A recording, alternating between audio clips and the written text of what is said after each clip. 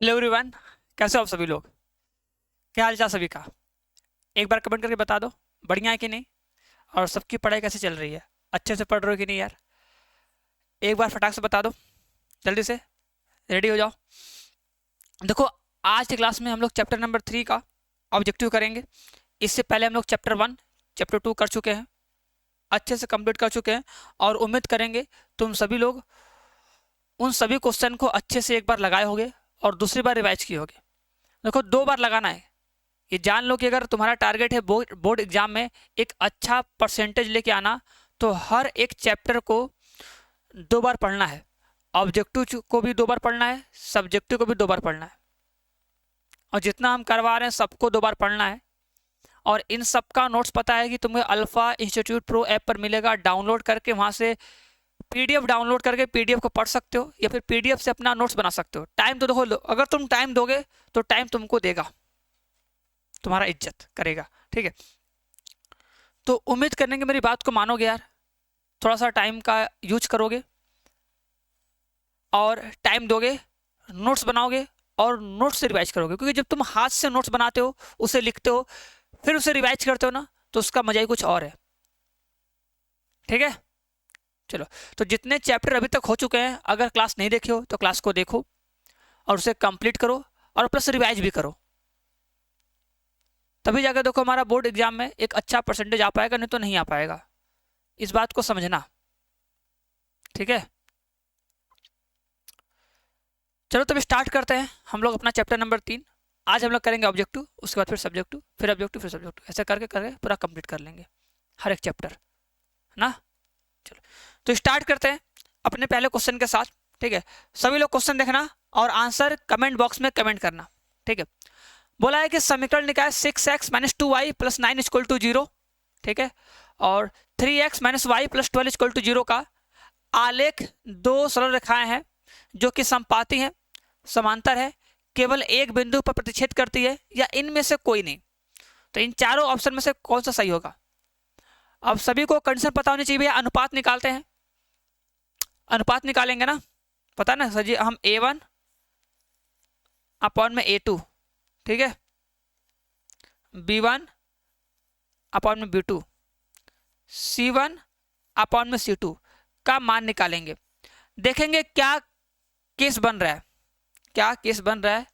अगर केस सही बन गया तो ठीक है, नहीं तो फिर बात ही अलग है ना।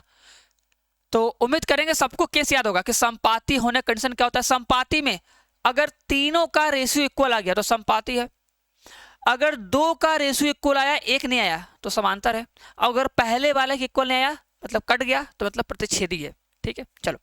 तो देखो a1 क्या है, a1 देखो ये 6, तो a1 हो गया 6 बटे में a2 कितना है, 3 है। ठीक है, 6/3। b1 कितना है, -2। ठीक है, और b2 कितना है देखो, -1, -1। ठीक है, c, ये c लास्ट वाला c होता है 9, ये जाएगा 9 बटे में ये कितना हो जाएगा 12। अब देखो कौन से दो इक्वल दिख रहे हैं। देखो 3/6 है, अगर 3/6 काटोगे तो देखो ये आएगा 2, और ई देखो इसके बराबर होगा क्योंकि माइनस माइनस कट जाएगा, ई भी आएगा 2। ई बराबर नहीं होगा क्योंकि ई तो आएगा 3/4 ना। तो स्टार्टिंग का दोनों बराबर आ रहा है क्योंकि 3 दूना 6, इसका आंसर 2 आएगा, और 1 दूना 2, 2 हो जाएगा। तो इसका भी आंसर 2 है, इसका भी आंसर 2 है, तो 2 बराबर 2 हो जाएगा। ठीक है, और ये आएगा 3 से काटोगे, 3 तरीके 9, 3 चौक का 12, तो बराबर नहीं आएगा। तो स्टार्टिंग का 2 बराबर है, लास्ट वाला बराबर नहीं है। तो जब स्टार्टिंग का 2 बराबर होता है, लास्ट वाला बराबर नहीं होता, सोचो कि समांतर है। तो कैसा गया ना, सोचो समांतर है, क्या है, समांतर। क्या बोलते हैं, समांतर। ठीक है, और अगर तीनों बराबर होता तो बोलते संपाती है, मतलब एक के ऊपर एक। ठीक है, तो इसका आंसर होगा समांतर है। चलिए नेक्स्ट क्वेश्चन पे चलो, आओ नेक्स्ट क्वेश्चन पे।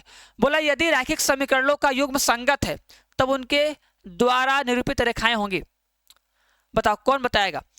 अगर हमारे पास 2 रैखिक समीकरण है और अगर उनका युग्म संगत है, तो संगत हम किसे कहते हैं, जब 2 रेखाएं आपस में किस कंडीशन को फॉलो करती हैं, या कौन सी परिभाषा के अनुसार हम बोलते हैं कि ये दोनों रेखाएं संगत है। ठीक है, देखो जब दो रेखाएं समांतर होती हैं, ठीक है, जब दो रेखाएं समांतर होती हैं तब बोलते हैं कि असंगत है, मतलब ये दोनों कहीं पर मिलेगी नहीं, ठीक है। लेकिन जब दो रेखाएं क्या होती हैं, आपस में प्रतिच्छेद करती हैं किसी एक पॉइंट पर, ठीक है, या दो रेखाएं एक के ऊपर एक होती हैं, या दो रेखाएं एक के ऊपर एक संपाती होती हैं, तब बोलते हैं रेखाएं क्या संगत है। मतलब अगर जब दो रेखाएं एक दूसरे को प्रतिच्छेद की एक जगह पर तो भी संगत है, और जब दो रेखाएं एक दूसरे को अनंत जगह पर प्रतिच्छेद करे, मतलब एक के ऊपर एक हो, तो बोलते तो संगत है। तो प्रतिच्छेदी और संपाती, प्रतिच्छेदी या संपाती, अगर वो प्रतिच्छेदी है या संपाती है तो इसका मतलब वो क्या है, संगत है, मतलब वो रेखाएं क्या है, संगत है, ठीक है। चीजों को तुम्हें पढ़ के अच्छे से एकदम याद रखना है, कुछ भूलना नहीं है, क्योंकि इसमें ज्यादा ऑब्जेक्टिव में सिंपल सा परिभाषा से क्वेश्चन पूछेगा और उस पर बेस्ड जो प्रॉपर्टी है, प्रॉपर्टी पर बेस्ड क्वेश्चन पूछेगा ना। बोलो, रैखिक समीकरण में चर की घात की संख्या होती है, पढ़ोगे ना द्विघात। द्विघात मतलब क्या होता है, चर की घात 2 तो द्विघात, चर की घात 3 तो त्रिघात। तो अगर रैखिक होता तो कितना घात होता है, तो बोलते हैं अगर चर की घात 1 है, अगर चर की घात 1 है तो उसे बोलते हैं रैखिक, रैखिक। अगर चर की घात 1 है तो उसे हम लोग बोलते हैं रैखिक, ठीक है, क्लियर। चलो आगे बढ़ते हैं। ये बताओ, बोला है रैखिक समीकरणों युग्म के हल है, हल निकालना है। देखो अब तुम चाहो तो सॉल्व करके निकालो या फिर बस ऑप्शन रख के देख लो कौन सेटिस्फाई कर रहा है। देखो ऐसे क्वेश्चन में सॉल्व मत क्या करो, बस तुम सोचो कि x और y का ऐसा कौन सा मान है जो इसमें और इसमें दोनों में संतुष्ट करेगा, वही मेरा आंसर। तुम इसको बनाओगे, लिखोगे, लिख के सॉल्व करोगे, फिर एक्स वाई का मान निकालोगे। इससे अच्छा है कि जब हमको मान दिया तो बस मान रख के चेक कर ले, जो एक्स वाई का मान इन दोनों समीकरणों को संतुष्ट करेगा वही मेरा आंसर होगा। रख के देखो, अगर x बराबर 2 y का मान 3 ले, देखो 2 रखो, 2 5 10, 3 दूना 6, 16 आएगा, ठीक है। 2 7 14 हो जाएगा और 3 चौका 12, ठीक है। अरे आ गया, बस काम खत्म। तो यही तो आंसर हो गया। अगर पहले संतुष्ट क्या, काम खत्म। देखो काम कितना आसान होगा, हम उसको लिखते हैं, सॉल्व करते हैं। सॉल्व मत किया करो, जब ऑब्जेक्टिव है तो ऑब्जेक्टिव में ये मेथड लगाओ ऑप्शन चेकिंग का, बस कि x और y का ऐसा कौन सा मान होगा जो इसमें और इसमें दोनों में संतुष्ट करेगा। तो पहले हम लोग पहले ही देखा, तो पहले इसी को लेंगे, x बराबर 2 y बराबर 3। देखो अगर तुम x बराबर यहाँ पर 2 रखोगे ना तो कितना होगा, 5 दूना 10, देखो ये हो जाएगा 10 प्लस 3 है ना, तो 3 दूना 6 तो बराबर 16 होगा ना, तो सही तो है, 16 आ रहा है इसलिए। फिर यही x का मान 2 रखो तो 7 दूना 14 माइनस 3 तो 3 चौका 12 बराबर 2 तो आएगा, ठीक तो है, संतुष्ट कर रहा है ना। तो दोनों किया इसलिए इसको टिक कर दिए। अगर ये नहीं करते तो इसको चेक करते हैं, चेक करने में टाइम नहीं लगेगा, चेक कर सकते हो आराम से, जल्दी से, टाइम भी कम लगेगा और सही होने का चांस भी ज्यादा रहेगा। हम सॉल्व करेंगे, फिर बाई चांस मिस्टेक हो गया तो फिर दोबारा करो, इससे अच्छा है कि बस ऑप्शन चेकिंग करो, आंसर लेके आओ, ठीक है। ऑब्जेक्टिव ऐसे करेंगे। चलो ये बताओ, बोला है कि के किस मान के लिए समीकरण x + 2y = 7 तथा 2x + ky = 14 समपाती होगा। के का क्या मान होगा कि ये दोनों समपाती होगा, फटाक से बताओ जल्दी से। के किस मान के लिए ये दोनों समपाती होंगे। समपाती मतलब होता है तीनों का अनुपात सेम हो, अनुपात बराबर कर दो। बस सोचो यहाँ पे x का गुणांक क्या है, कुछ है, कुछ नहीं, मतलब 1 है, तो यहाँ पे 1 हो जाएगा बटे में 2, वहाँ पे x का गुणांक 2 बराबर y का गुणांक कितना है, 2 है, और वहाँ पे कितना है, k है, बराबर लास्ट में कितना है, अचर पद, अचर पद 7 है, इसका अचर पद 14 है। बस अब सॉल्व करके देख लो यार मान कितना आएगा। अब देख लो, किसी एक को भी सॉल्व करो, k का मान आएगा। मान लो यहीं पे कर लो, तो इधर आ जाएगा इसका इससे गुणा, इसका इससे गुणा, तो k इक्वल टू कितना जाएगा, k इक्वल टू आ जाएगा 4, k इक्वल टू आ जाएगा 4, सीधी बात है, ठीक है, k इक्वल टू आ जाएगा 4, ठीक है। चलो ये बताओ, अब ये बता दोगे समझ जाएंगे, तुम लोग को बहुत अच्छे से आता है। चलो अब इसका आंसर कमेंट बॉक्स में कमेंट करो, बताओ कितना आएगा। बोला है 2 रैखिक समीकरणों के आलेख समांतर है तब रैखिक समीकरण युग्म का क्या हल होगा। तुम बताओ, अगर 2 रैखिक समीकरण है और जब उनका आलेख बनाते हैं तो वो दोनों रेखाएं समांतर है, तो जब 2 रेखाएं समांतर होती हैं तो हम क्या बोलते हैं, फटाक से। जब 2 रेखाएं समांतर होती है तो हम क्या बोलते हैं? हम यही बोलते हैं ना कि सर जी अगर दो रेखाएं समांतर है तो इसका मतलब उसका कोई हल नहीं है। जब दो रेखाएं समांतर है तब उनका कोई हल नहीं है, सीधी बात, नो बकवास। ठीक है, चलो आते हैं नेक्स्ट क्वेश्चन पे। अब इसका आंसर कौन कौन बताएगा? एकदम सही से बता दो जाने। बोला है दो चर x और y में रैखिक समीकरण ax plus b y plus c equal to 0 के कितने अधिकतम हल संभव है? मतलब x और y का मान, अगर कोई एक रैखिक समीकरण दिया है ना तो इस एक रैखिक समीकरण को संतुष्ट करने वाला x और y का कितना मान हो सकता है? मतलब कैट हो, मतलब x और y के ऐसे कौन कौन से मान होंगे जो इस रैखिक समीकरण संतुष्ट करेंगे। जस्ट एग्जांपल लो, जैसे मान लो अगर हम लिखे 4x माइनस वाई, ठीक है, बराबर 3, ठीक है, लिख दिए। तो अगर हम x का मान 1 ले और y का मान 1 ले तो संतुष्ट करेगा, तो 1 मान हो जाएगा। और अगर तुम x का मान 2 लोगे तो y का मान अपने आप आ जाएगा। मतलब एक रैखिक समीकरण को सॉल्व करके हम लोग x और y का अनंत मान निकाल सकते हैं, अनंत, जितना चाहो उतना। तुम x का मान रखोगे y का मान आएगा, x मान रखोगे y का मान आएगा, x मान रखोगे y का मान आएगा। ऐसे बहुत सारे हल मिलेंगे जो इस रैखिक समीकरण को संतुष्ट करेंगे। तो एक समीकरण को संतुष्ट करने के लिए हम लोग x और y के मान अनगिनत निकाल सकते हैं, अनगिनत।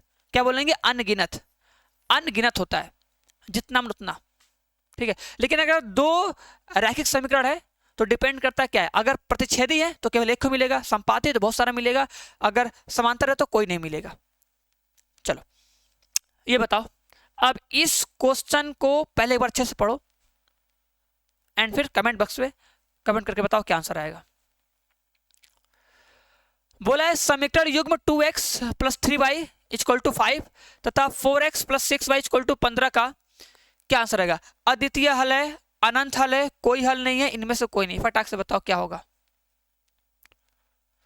समीकरण युग्म 2x प्लस 3y बराबर 5, 4x प्लस 15 का कोई हल है कि नहीं है? तो अनुपात निकालो ना, अनुपात निकालो। देखो 2, इसका 2 उसका 4, ठीक है, इसका 3 उसका 6, इसका 5 उसका 15। क्या तीन अनुपात बराबर आ रहा है? देखो अगर यहाँ पे काटेंगे तो 1/2 आएगा, यहाँ पे काटेंगे तो सर जी 1/2 आएगा, यहाँ पे काटेंगे तो 1/3 आएगा, तो ये बराबर नहीं है ना। मतलब स्टार्टिंग का 2 बराबर है, क्या बोलोगे? स्टार्टिंग का 2 बराबर है, लास्ट वाला बराबर नहीं है। अगर तीनों बराबर होता तो समांतर है, एक बराबर है, अगर तीनों बराबर होता तो संपाती है, एक बराबर है, इसका मतलब समांतर है। क्या ये? समांतर। अब समांतर का किस जानते हो ना? जब दो रेखाएं समांतर होती हैं तो उनका कोई हल नहीं होता है। बताओ, जब दो रेखाएं समांतर होती हैं तब उनका कोई हल नहीं होता है। क्लियर? बढ़िया, डांस खतरनाक। चलो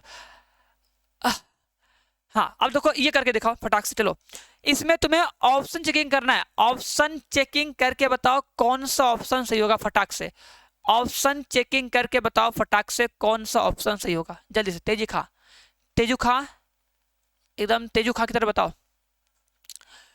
अपने से तुम्हें सोच के रख के रखना है कि क्या रखे कि संतुष्ट कर जाए। देखो हमको पता है अगर 2 4 रखे, देखो 2 4 रखे, 2 रखेंगे, 2 2 4 4 3 12 नहीं संतुष्ट करेगा। -2 -5 रखेंगे तो कभी 11 इवन नहीं करेगा, छोड़ दो। -3 रखे, 1 रखे, 3 दूना 6, 11 इवन नहीं करेगा। x का मान -2 रखो, 2 दूना 4, -4, 3 बचे 15, 11 आएगा, संतुष्ट करेगा। ये वाला मान संतुष्ट करेगा। अब देखो डिपेंड करता है तुम कितना जल्दी जल्दी x और y का मान रख के सेटिस्फाई करवा ले रहे हो, कि x का मान रखे, y का मान रखे, सॉल्व किए, जो आंसर आया वो RHS के बराबर आ रहा है कि नहीं। अगर आ गया तो मतलब संतुष्ट कर रहा है, वो आंसर है। ठीक है, एक एक किया तो एक ही हो जाएगा, दोनों करेगा, बस बात खत्म। चलो इसका आंसर बताओ एकदम सही सही, इसका आंसर बताओ एकदम सही सही। बोला है के किस मान के लिए समीकरण निकाय 4x प्लस के वाई बराबर 6, 2x माइनस 4 बराबर 3 के अनगिनत हल होंगे। अनगिनत हल, अनगिनत हल कब होते हैं? जब दो रेखाएं समपाती होती है ना। जब दो रेखाएं समपाती होते हैं तो बोलते हैं उसके अनगिनत हल है ना, अनगिनत हल है फटाक से। ठीक है, तो सबको बराबर कर दो, सबको बराबर। देखो x का गुणांक कौन है, 4 है वहां पर 4 और उसके बगल वाले में 2 है। ठीक है, और y का गुणांक k और यहाँ पर माइनस में 4 बराबर, यहाँ पे अचर पद 6 और यहाँ पर अचर पद 3। बस सॉल्व करके k का मान निकालना है। अब k का मान तुम्हारा मन कैसे भी निकाल लो, काट पीट के कर लो और क्या। देखो ये काटोगे, ये कटेगा 2 बार में, फिर इसके से गुणा कर दोगे तो k इक्वल टू आ जाएगा माइनस में 8। k इक्वल टू आ जाएगा माइनस में 8। उम्मीद करेंगे इसको समझ में आएगा। अनगिनत मतलब तीनों बराबर कर दो। अरे सही है कि नहीं? नहीं रुको रुको रुको, एक सेकंड बाबू मोसा है, एक सेकंड, क्योंकि चार चौका 16, हाँ ठीक है ठीक है ठीक है ठीक है, 16 हो जाएगा तो 8 आ जाएगा ना, कटेगा। अगर इधर भी करोगे तो आएगा, चार चौका 16 काटोगे तो 8 आ जाएगा। हमको लगा कुछ गलत नहीं ना आ गया, आएगा माइनस 8। ठीक है, अगर तुम इसको भी लेके सॉल्व करोगे तो भी आंसर माइनस में 8 ही आएगा ना। चलो ये बताओ जल्दी से, क्वेश्चन को पढ़ो पहले एक बार, क्वेश्चन को एक बार पढ़ो और फिर बताओ क्या आंसर आएगा जल्दी से। बोला है समीकरण निकाय 2x plus a y equal to 1 और 3x minus 5y equal to 7 में अचर a के किस मान के लिए अद्वितीय हल होंगे। अद्वितीय हल जानते हो, अद्वितीय हल मतलब होता है पहला वाला बराबर ना हो। a1 upon a2 does not equal to b1 upon b2। x गुणांक 2 हो जाएगा अपॉन में x गुणांक 3 हो जाएगा। Does not equal to y का गुणांक a हो जाएगा, ठीक है, और y गुणांक -5 हो जाएगा, ये हो जाएगा। ठीक है, क्रॉस मल्टीप्लाई करोगे इसका इससे तो हो जाएगा 10/3 does not equal to, minus में 10 आएगा ना, -10/3 does not equal to a का मान कभी भी -10/3 नहीं होगा। सही बात। अनंत मतलब अद्वितीय हल, अद्वितीय हल के लिए ए का मान कभी भी -10/3 नहीं होना चाहिए। बाकी तुम ए का मान कुछ भी ले सकते हो, पता है ना। अद्वितीय हल, अद्वितीय हल मतलब प्रतिच्छेदी रेखाएं, प्रतिच्छेदी रेखाएं मतलब होता है a1 अपॉन में a2 does not equal to b1 upon b2। तो करोगे तो हो जाएगा। ठीक है, ये देखो 12वां, यदि रैखिक समीकरणों के आलेख एक बिंदु पर काटे तो समीकरण निकाय निम्नलिखित किस प्रकार का होगा। चलो ये क्वेश्चन बताओ तो जाने, अच्छा क्वेश्चन है, बताओ। अगर रैखिक समीकरण, ठीक है, कि आलेख एक बिंदु पर काटे, मतलब एक बिंदु पर काट रहे हैं, मतलब आंसर आ रहा है, तो उसे क्या बोलते हैं। विरोधी, अविरोधी, आश्रित की इनमें से कोई नहीं। फटाक से बताओ जल्दी से।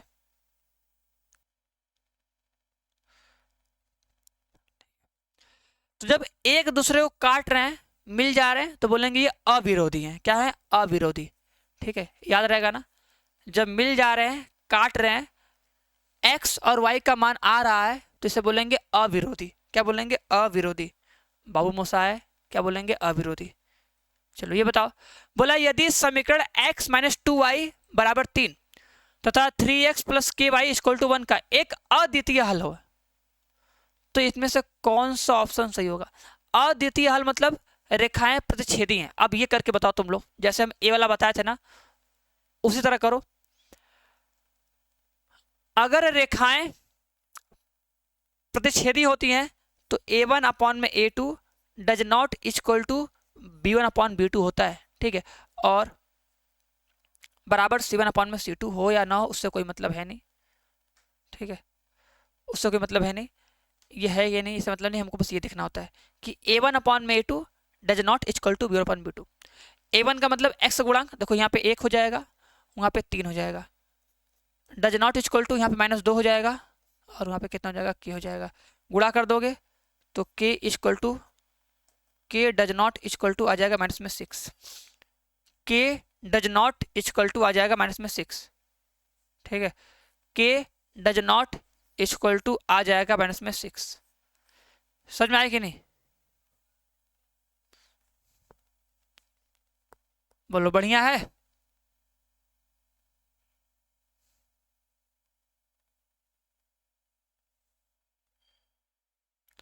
चलो अब ये क्वेश्चन कर लोगे का हल है।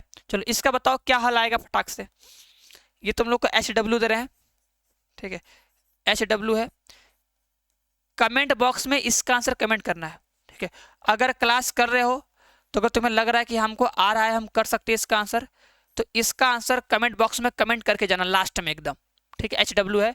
एक्स और वाई का मान निकालना है कि एक्स और वाई का ऐसा क्या मान रख दे कि जो समीकरण को संतुष्ट करे। एक्स और वाई का ऐसा क्या मान रख दे जो समीकरण को संतुष्ट करे। तो रखना, देखना संतुष्ट कर रहा है कि नहीं, ठीक है। जो संतुष्ट करेगा वही एक्स और वाई का मान आंसर हो जाएगा, ठीक है। चलो उम्मीद करेंगे समझ जाएगा, कर लोगे। ये क्वेश्चन बहुत खतरनाक है, ये क्वेश्चन करके दिखाओ। बोला 173x प्लस में 197y बराबर 149, 197x 173y प्लस में 221। बताओ इसमें x और y का मान निकालना है, ठीक है। तो इसका मान निकाल के दिखाओ, देखिए कितने लोग कर पाते हैं फटाक से, देखिए तो, ठीक है। अगर ये क्वेश्चन कर लोगे, देखो मान रख के चेक कर सकते हो। देखो एक तरीका है जो बताया है ना कि वैल्यू रखो, देख लो संतुष्ट कर रहा है कि नहीं। 3 रखो, 3 तरीके 9 मिलेगा, -2 करोगे तो 14 हो जाएगा, 4 जाएगा, 9 से 4 जाएगा, नहीं आएगा ना। अगर मान लो यहाँ पे रखे कितना, 2 रखे 6 हो जाएगा, 6 हो जाएगा 7, 9 आएगा। हाँ वो हो सकता है, 2 और 1 हो सकता है, 2 और 1, ये आंसर सही होगा, ये सही होगा हमको लग रहा है। देख लो 2 रखोगे तो 14, 4 मिलेगा, 4 में से 3 जाएगा, 1 बचेगा, हाँ ये सही होगा। हाँ। कैसे बताया, बताए देखो लास्ट अंक, देखो लास्ट अंक अगर हम 2 रखेंगे, देखो 2 3 6 होगा तो लास्ट में 6 आएगा। अब आगे क्या होगा हमको नहीं पता, फिर प्लस, यहाँ पे देखो यहाँ पे y है, y का मान रखो -1, यहाँ पे हो जाएगा -7, -7 आएगा लास्ट में ना, घटाओगे तो 6 में से 7 जाएगा, तो 6 में से 7 मतलब क्या, 16 में से 7 9 आएगा, तो लास्ट में जो अंक आएगा कितना होगा, 9 होगा। तो आंसर में लास्ट में 9 आया है ना, देखो ना। अरे जब तुम मल्टीप्लाई करोगे, अगर तुम 2 से गुणा किए, सोचो अगर तुम 2 से गुणा किए तो 2 3 6 मतलब लास्ट में 6 आएगा, आगे क्या आएगा जाने दो। इसमें करो -1 से गुणा तो यहाँ हो जाएगा 7 मतलब -7 होगा, तो 6 में से 7 घटेगा क्योंकि जो माइनस होगा ये यहाँ पे आ जाएगा ना, हो जाएगा माइनस, क्योंकि y का मान -1 है ना, y का मान -1 है तो हो जाएगा माइनस बीच में।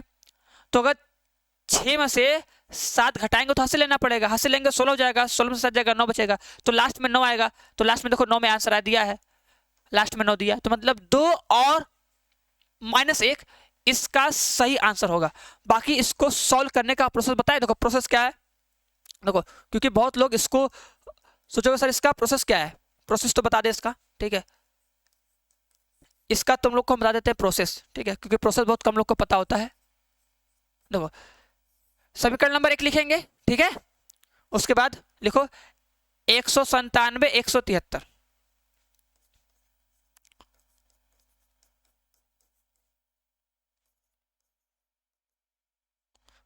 कितना है 121, ठीक है। देखो एक बार क्या करो ना, एक बार इस समीकरण को जोड़ दो, ठीक है, एक बार इस समीकरण को जोड़ दो। देखो जोड़ोगे तो देखो 100 100 200 हो जाएगा, 100 100 200 एक 300 370 हो जाएगा ना, प्लस जोड़ोगे 7 3 10 7 3 10 9 7 16, तो ये भी हो जाएगा 370, 370 वाई बराबर 9 1 10 4 2 6 1 7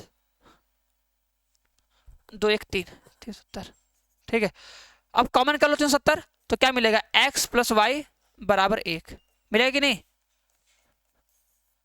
देखे एक समीकरण बन गया x प्लस वाई बराबर 1, और इसी के बाद घटा दो, तो घटाओगे घटाओगे घटाओगे घटाओगे ना, तो घटाने से क्या मिलेगा बताएं, 173 में से जब तुम 197 घटाओगे तो आएगा माइनस में, माइनस में 7 में 3 क्या बचेगा 4 2 x बचेगा, ये घटाओगे तो बचेगा प्लस में 24 y बराबर, घटाएंगे तो बचेगा माइनस में 11 में से 9 जाएगा 2, 11 से 4 जाएगा,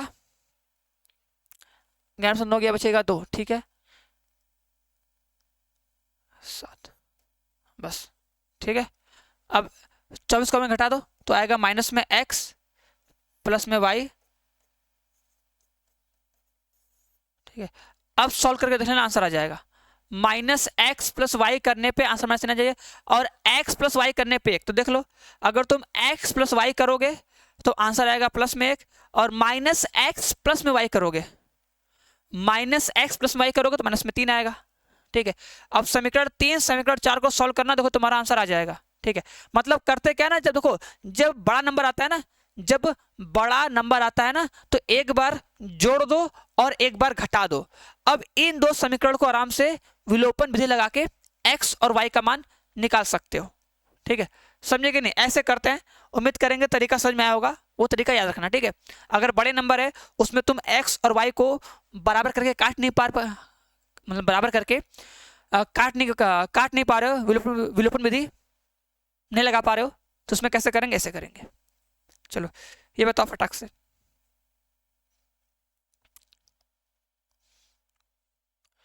एक रैखिक समीकरण युग्म जिसका कोई हल नहीं होता है क्या कहलाता है? ये तो है, देखो जिसका कोई हल नहीं है तो ये विरोधी कहलाएगा, क्योंकि जिसका हल होता है मतलब जो काटता है, जो संगत होता है, उसे बोलते हैं अविरोधी, विरोध नहीं कर रहा है। लेकिन जिसका कोई हल है ही नहीं तो उसे क्या बोलेंगे? विरोधी। क्या बोलेंगे? जिसका कोई हल नहीं है उसे बोलेंगे विरोधी, मतलब समांतर। और जिसका हल मिलेगा मतलब जो आपस में एक दूसरे को काटेगा, जैसे प्रतिच्छेद हुआ, ठीक है, तो उसे क्या बोलेंगे?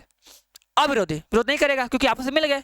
सोचो ना, प्रतिच्छेद किए मतलब आपस में मिल गए, एक जगह दोस्ती हो गया, तो उसे बोलेंगे अविरोधी। समांतर है, कहीं मिलेंगे नहीं, एक दूसरे का विरोध करेंगे, पास में कभी यही नहीं करेंगे, तो बोलेंगे विरोधी। चलो ये क्वेश्चन है, ये मोस्ट इंपॉर्टेंट क्वेश्चन है, क्योंकि ऐसे क्वेश्चन हम लोग सॉल्व करते हैं जब हम लोग को 2 अंकों की संख्या माननी पड़ती है। तो मानते हैं 2 अंकों की संख्या x और y है, जिसमें इकाई का अंक ये, दाहिने का अंक है, ऐसा करके मानते हैं ना, वही चीज। तो बोला यदि इकाई का अंक x तथा दाहिने का अंक y हो तो संख्या क्या होगी? इकाई का अंक x है, दाहिने का अंक y है, तो दाहिने वाले अंक में 10 से गुणा होता है, इकाई वाले अंक में 1 से गुणा होता है, तो संख्या बनेगा 10y प्लस x, ठीक है।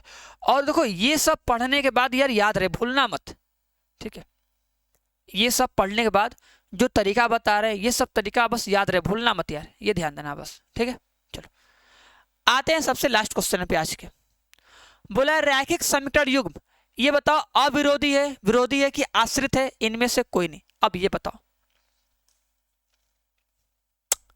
बताओ अनुपात निकालो, और क्या अनुपात निकाल के देख लो। देखो पहला और दूसरा का अनुपात बराबर नहीं है। अरे सोचो ना, यहाँ पे इसका गुणांक 1 है तो 1/2 आएगा, पहला ही वाला बराबर नहीं है, 3/-5 आ गया। जब पहला वाला बराबर नहीं है इसका मतलब प्रतिच्छेदी है। प्रतिच्छेदी का मतलब क्या? ये आपस में एक दूसरे को काट रहा है। तो जब ये आपस में अगर एक दूसरे को काट रहा है, ठीक है, अगर ये आपस में एक दूसरे को काट रहा है इसका मतलब क्या? ये अविरोधी है, अविरोधी, क्योंकि मिल जा रहा है ना। जब 2 दोस्त हैं आपस में मिल जा रहे हैं तो अगर कहीं पर ही मिल रहे हैं, अगर एक जगह ही मिल गए तो मतलब क्या है? ये अविरोधी है, इनकी दोस्ती है, अविरोधी है ना। चलो तो उम्मीद करेंगे आज क्लास समझ में आएगा। बस देखो इस चैप्टर में तुम्हें क्या है, बस तुमको ये निकालना है कि संगत है कि असंगत है, ठीक है। और जब 2 रेखाओं का समीकरण दिया होता है, जब 2 रेखाओं का समीकरण दिया होता है तो समांतर है तब क्या केस होता है, संपाती है तब क्या केस होता है, प्रतिच्छेदी है तब क्या केस होता है। ये तीनों केस बहुत अच्छे से आना चाहिए बस। और 2 रैखिक समीकरण दिए हैं तो उन्हें विलोपन विधि द्वारा, ठीक है, मेन होता है विलोपन, विलोपन विधि द्वारा कैसे सॉल्व करके फटाक से हम लोग x और y का मान निकाल सकते हैं, ठीक है। वो चीज ये बहुत अच्छे से आना चाहिए, एकदम एकदम बेहतरीन तरीके से ना। तो उम्मीद करेंगे तुम लोग क्लास को एक बार फिर से रिवाइज करोगे, देखोगे, अगर देख रहे हो तो यार अच्छे से पढ़ोगे, ठीक है। बाकी वीडियो कैसा लगा कमेंट बॉक्स में कमेंट करके बता के जाना, और अगर कुछ स्पेशल चाहिए, कुछ नया चाहिए तो उसको भी कमेंट बॉक्स में कमेंट करना, पूछना, ठीक है, जिससे हम लोग को पता चलेगा। तो हम लोग आगे वैसे ही सीरीज लेके आएंगे और जिससे तुम लोग को मजा आए एग्जाम में भी और हम लोग को भी मजा आया कि तुम लोग को पढ़ाया गया, तुम लोग अच्छा नंबर किया। ठीक है, क्लियर? तब तो आज इतने क्वेश्चन थे इस चैप्टर से। चैप्टर बहुत बड़ा नहीं, छोटा सा चैप्टर था। उम्मीद करेंगे सबको समझ में आया होगा। समझ में नहीं आया है एक बार फिर से रिवाइज करना, रिपीट करना, चीज़ों को समझना कि कैसे बताया गया है। ठीक है, लास्ट टाइम में ये 3 महीने जान लो कि ये 3 महीने हमको ढंग से पढ़ना है, एकदम ढंग से पढ़ना है यार, बहुत ज़्यादा नहीं, हल्का हल्का करके बस पढ़ लेना है, लेकिन पूरा पढ़ना है। क्लियर है? चलो, तो बस आज के लिए इतना ही, मिलते हैं नेक्स्ट क्लास में। तब तक के लिए सबको बाय बाय, टाटा। बस हंसते रहो, मुस्कुराते रहो और स्वस्थ रहो।